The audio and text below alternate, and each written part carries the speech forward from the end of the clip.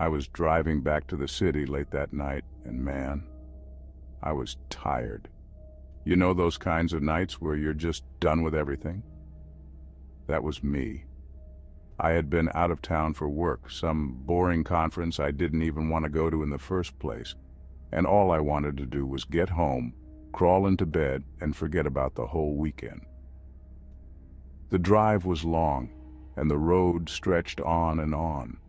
It was quiet too, one of those nights where the radio doesn't even help, because it's just static or songs you don't like. My phone was out of battery too, so I couldn't even listen to songs using it. Anyway, I was getting close to the city limits, and I could finally see the familiar signs. I think I breathed out a sigh of relief like, thank God, almost there. It felt like home was calling me. I couldn't wait to just pull into the driveway. That was all I was thinking about. But then something happened, something I still can't wrap my head around. I had just gotten off the highway and was driving down this old road, the one I always take when I come back into the city.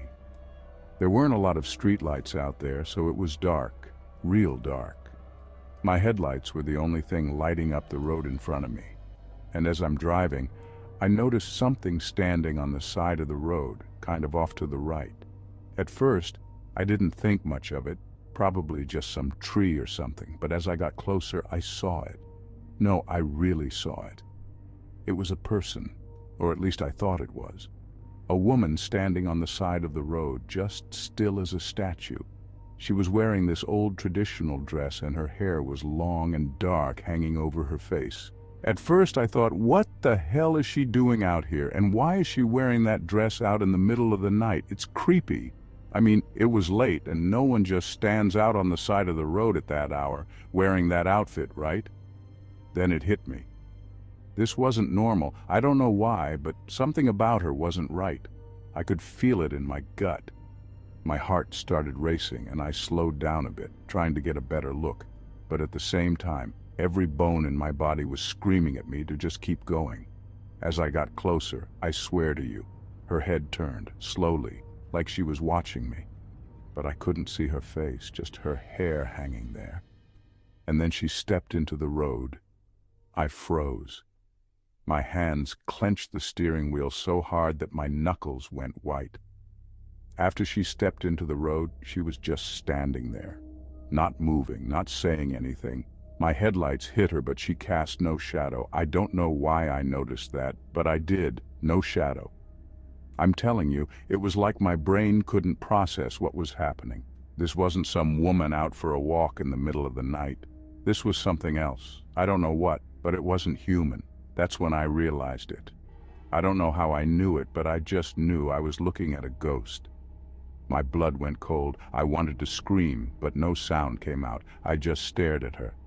Then, without any warning, she started moving towards my car. She didn't walk. She hopped. Her feet were bending in every ways from it. And that's when I panicked. I mean, I really panicked. I slammed my foot down on the gas and floored it. My tires screeched, and the car jumped forward, barreling down the road. I didn't care where I was going. I just needed to get away from her. I couldn't get the image of her out of my head, the way she moved, like she was floating, the way her head turned toward me, but I couldn't see her face.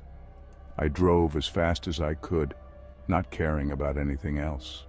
I didn't even realize I was heading toward a stop sign. And of course, I blew right through it. Didn't even slow down.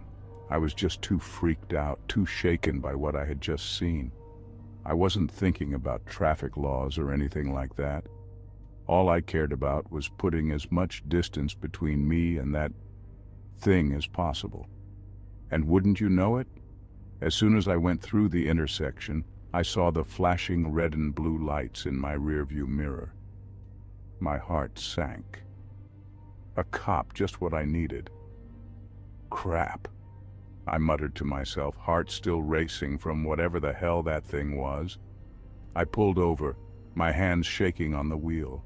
I could see the cop walking up behind me in my side mirror, and my brain was still stuck on that ghost. What the hell was that? I kept thinking. I was freaked out and pissed off at the same time. Why me? Why did I have to see some creepy thing in the middle of the night? The cop knocked on my window and I rolled it down, trying to calm down. "License and registration," he said, all professional and serious. But all I could think about was that thing back there. I handed him my stuff and he looked at me like he could tell something was off. "You in a hurry?" he asked, raising an eyebrow. I stammered for a second before blurting out, "I just saw something weird back there, man. Like on the side of the road. I don't know, it freaked me out."